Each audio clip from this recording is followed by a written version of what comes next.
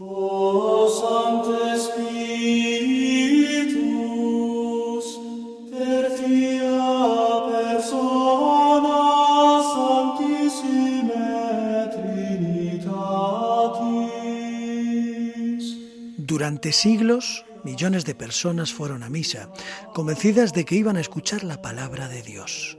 Entraban en la iglesia, se arrodillaban, guardaban silencio, miraban hacia el altar y escuchaban al sacerdote leer y hablar en latín.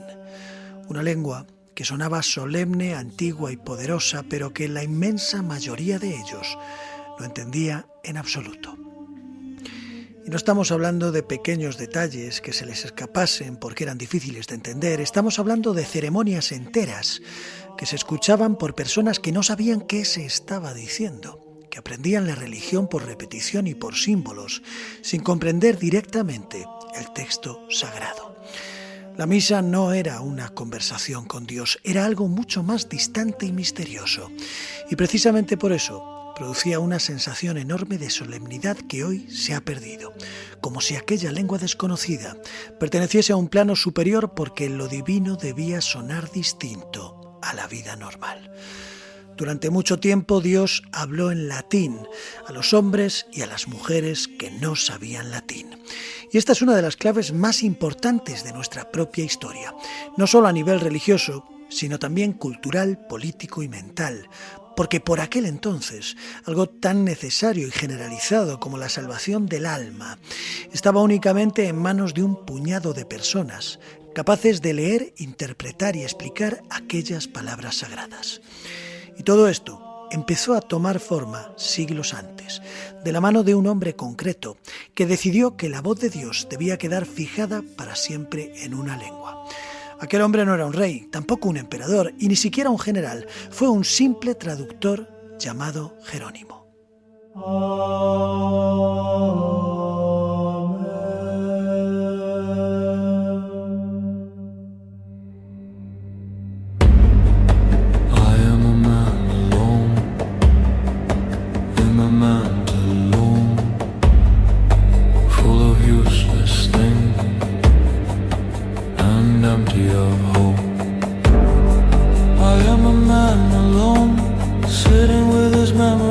Counting what I was and what I should not love. I wanted all the things I now reject. I swore I would change and lost the count. I know what justice means, yet I always arrive too late.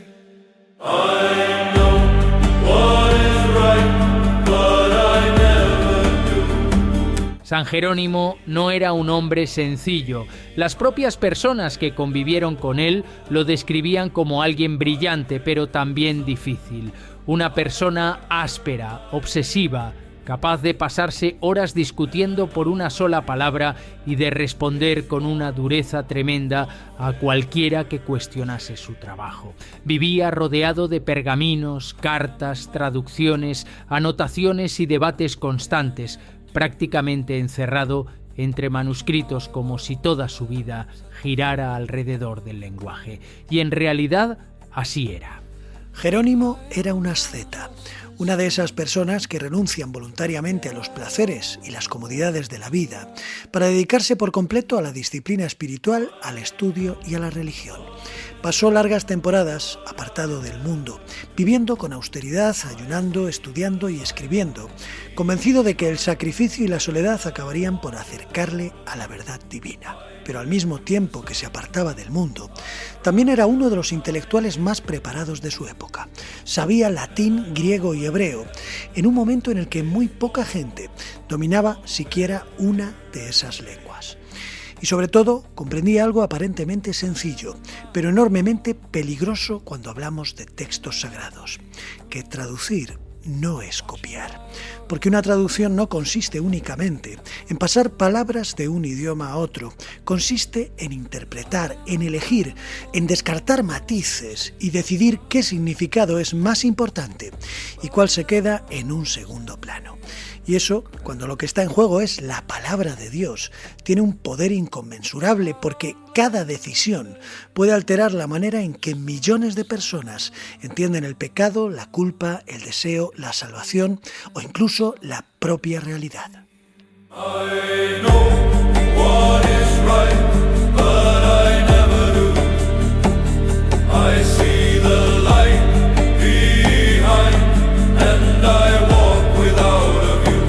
A finales del siglo IV, cuando el Imperio Romano comenzaba lentamente a resquebrajarse y el cristianismo se estaba convirtiendo en la gran fuerza religiosa de Occidente, la Biblia todavía no era ese libro único, fijo y perfectamente definido que hoy todos conocemos. En tiempos de Jerónimo circulaban distintas versiones de muchos textos bíblicos.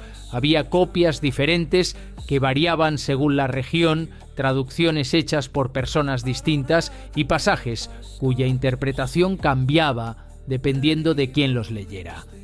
Cada comunidad utilizaba versiones distintas de los textos, con pequeñas variaciones, diferencias que podían parecer insignificantes, pero cuando hablamos de religión, una sola palabra puede cambiar completamente el significado de una idea. Y Roma empezó a ver aquello como un problema enorme, porque el cristianismo estaba extendiéndose por distintos territorios del imperio, y era una religión que aspiraba a convertirse en universal. Por tanto, no podía permitirse tener múltiples voces contradictorias hablando al mismo tiempo. No era solo una cuestión espiritual, era también una cuestión de autoridad, de control y de estabilidad. Si cada comunidad interpretaba los textos de una manera distinta, el riesgo de división era constante.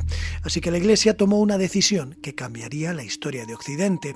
Necesitaban una versión oficial, necesitaban unificar un texto, una Biblia capaz de fijar de una vez por todas cómo debían leerse aquellas palabras sagradas. Y ese trabajo cayó en las manos de Jerónimo.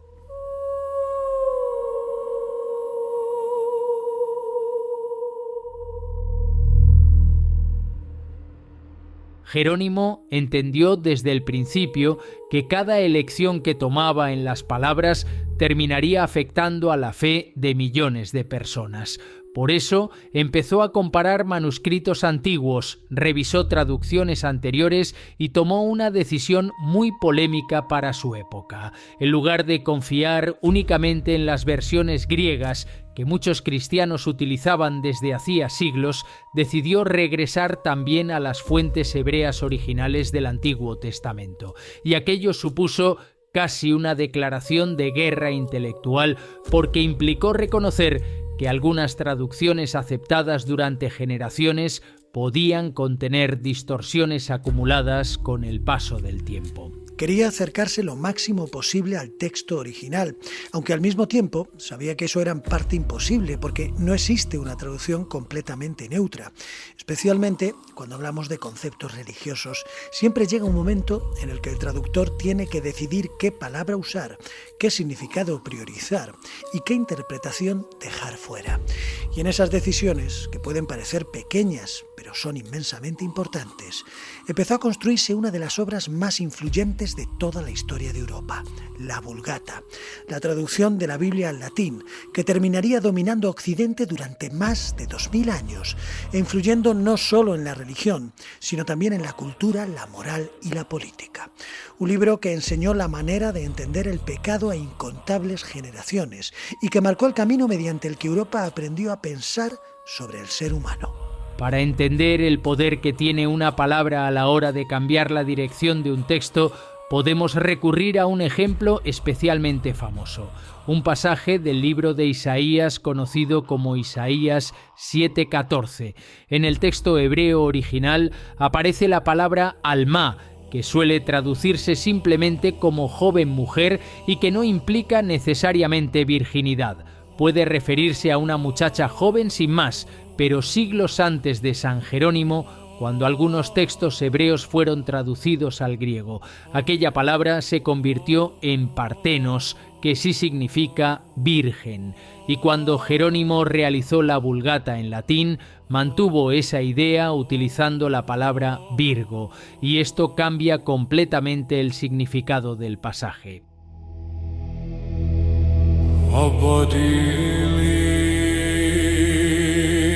mandir zanand abar minik se hana barum la se bini illa dila.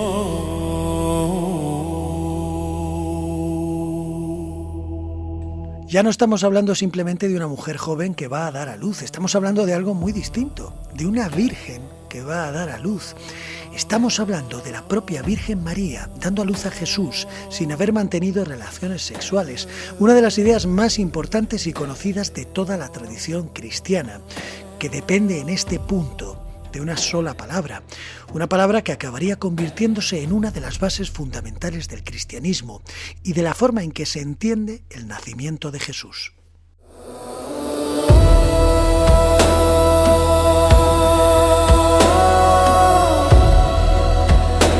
Los historiadores y especialistas actuales no creen que este tema demuestre que los primeros cristianos pensaran que María no era virgen. De hecho, los propios evangelios de Mateo y Lucas ya hablan del nacimiento virginal de Jesús independientemente de este pasaje de Isaías. El debate real está en otra parte, en cómo debe traducirse exactamente aquella palabra hebrea y en cómo una traducción concreta terminó reforzando y consolidando una idea que acabaría siendo central dentro del cristianismo. Pero hay un caso todavía más llamativo, el de una palabra griega, metanoia.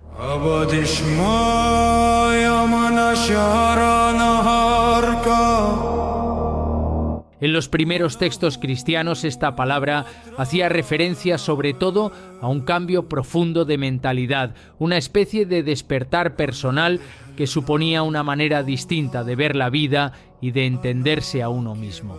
Pero cuando esa idea pasó al latín, terminó asociándose a la penitencia, al arrepentimiento y a la culpa, porque la palabra griega metanoia terminó traduciéndose como paenitentia, es decir, penitencia. Puede parecer un matiz pequeño, pero no lo es en absoluto, porque no es lo mismo entender la religión como una transformación interior que entenderla como una deuda moral. No es lo mismo cambiar porque uno comprende algo que vivir sintiéndose culpable y necesitando una penitencia constante. Y aquí entramos en un terreno mucho más amplio y muy debatido, porque algunos historiadores y pensadores llevan tiempo planteando la idea de que parte de esa psicología culpable tan característica de Occidente, esa sensación permanente de pecado, de deuda moral y de necesidad de redención, pudo verse reforzada, al menos en parte, por traducciones que se hicieron hace más de 1600 años. Poco a poco fue ocurriendo algo que hoy nos cuesta incluso imaginar. El latín dejó de ser simplemente una lengua del Imperio Romano y empezó a convertirse en la voz oficial de Dios. Las misas se celebraban en latín, los textos sagrados se leían en latín y las discusiones teológicas se hacían en latín. Mientras tanto, la inmensa mayoría de la población no sabía ni hablarlo ni leerlo. Por aquel entonces, la relación de las personas con su religión dependía de escuchar, obedecer y confiar en quienes sí podían entender aquellas palabras. Y eso, como es lógico, otorgaba a la Iglesia un poder enorme. Porque quien controla el lenguaje, controla también el significado de las cosas. Durante siglos, el pueblo no pudo sentarse a leer la Biblia por sí mismo. No pudo discutir una interpretación o comparar versiones. La palabra divina llegaba filtrada, explicada y administrada por una minoría que había sido formada para ello. Y aunque hoy la mayoría de las misas ya no se celebran en latín, seguimos asociando esa lengua con lo religioso y lo sobrenatural. El latín sigue sonándonos a iglesia y sigue evocando en nuestro interior algo antiguo y prohibido, como si fuese la lengua natural de los dioses y de los demonios. ¿Quién no ha visto, por ejemplo, El Exorcista? Esa película de culto de los años 70, en la que los sacerdotes utilizan el latín para combatir a Pazuzu, ese demonio que ha poseído a la niña protagonista. Esto no ocurre por casualidad. El cine sabe perfectamente que el latín produce todavía una sensación extraña de autoridad espiritual y de poder oculto. Dentro del mundo del misterio existe un fenómeno llamado xenoglosia, que consiste en hablar lenguas desconocidas durante estados alterados de la conciencia, posesiones o experiencias extrañas. Y en muchísimos de esos relatos, la lengua que aparece una y otra vez es precisamente el latín. Porque nuestra cultura lleva siglos asociando el latín con lo sobrenatural, con lo prohibido y lo sagrado. Y en cierto modo, parte de todo ese imaginario colectivo se lo debemos a San Jerónimo y a aquella decisión que convirtió el latín en la lengua oficial de la palabra divina durante más de 1000 años.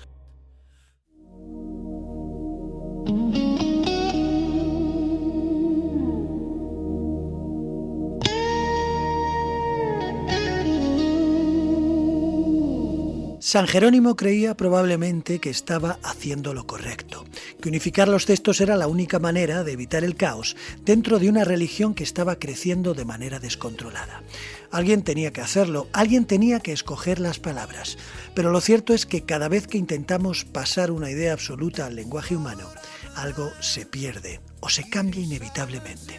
Las palabras nunca son completamente neutras. Cada palabra arrastra sus propias emociones y sus propias formas de entender el mundo.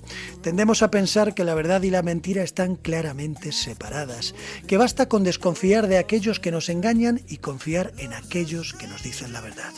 Pero la realidad es bastante más complicada que eso, porque muchas veces las personas no nos mienten de manera consciente, simplemente nos cuentan una versión deformada de la realidad, una interpretación construida sobre otra interpretación, que se ha construido después sobre otra más, hasta que el mensaje original acaba diluido, convertido en algo completamente distinto a lo que era al principio, o incluso contrario a lo que fue en realidad. Por eso esta historia es tan fascinante, porque nos cuenta que una sola palabra tiene poder para llegar a cambiar el curso de una civilización entera. Una sola palabra puede cambiar nuestra manera de ver a una persona, de entender una historia o de interpretar la realidad, porque las palabras definen el mundo, definen lo que somos, y sin ellas nos quedamos mudos. Recuerden que la música del podcast pueden encontrarla buscando a David Minayo en Spotify, Apple Music, YouTube y en muchas otras plataformas. ¡Feliz viernes! You've grown your hair, your mind replaced, like athletes switch their faith and face. You choose your color, choose your fight, and chase conviction through the night.